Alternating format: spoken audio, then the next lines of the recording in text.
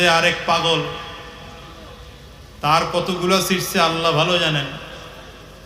এই লোক বলতেছে নাকি মানে হুজুরদের স্ত্রীদেরকে লক্ষ্য করে বলে যে হুজুরদের বাচ্চা পেটে নিবেন না। আরো আসতে কইেন না হুজুর।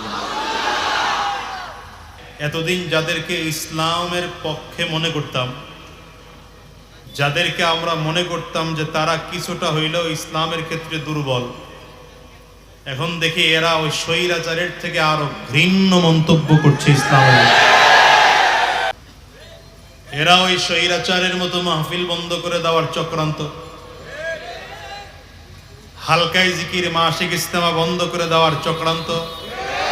কি কথা বলেন না কেন? দাড়ি টুপি দেখলে এদের মেজাজ গরম।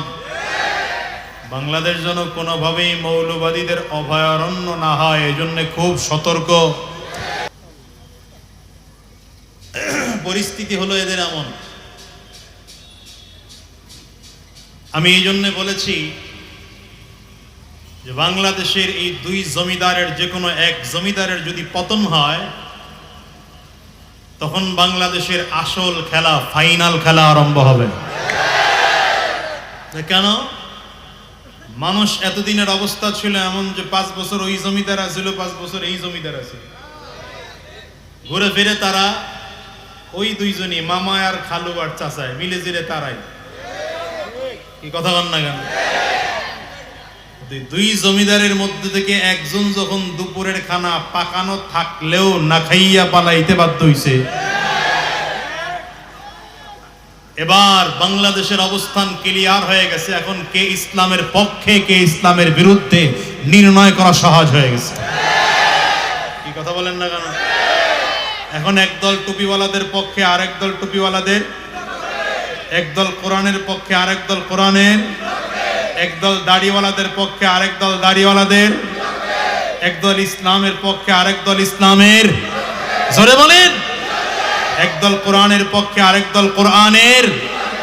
একদল বাংলাদেশে কোরআন কায়েম করতে চায়, ইসলাম কায়েম করতে চায়, শরিয়া কায়েম করতে চায়। আরেক দলে বাংলাদেশ থেকে ইসলামকে শেষ করে দিতে চায়। ঠিক না ঠিক বলেন? ইসলামের গাছের গোড়া এত নরম না, 2-4 জন চামটা এরা চাবে আর ইসলামের গাছের গোড়া উপড়ে পড়ে যাবে, ব্যাপারটা এমন নয়। ইসলামের গাছের গোড়া কোথায়? এই আঙ্গুলটা উঁচা করে চিল্লায় জোরে বলেন, ইসলামের গাছের গোড়া কোথায়? আল্লাহ বলেন এরা ফু দিয়ে নিভে দিতে চায়। এরা ফু দিয়া যত নিভাইতে চায় নিভে না, বরঞ্চ ইসলামের আলো বাড়তেই থাকে। ঠিক না ঠিক বলেন?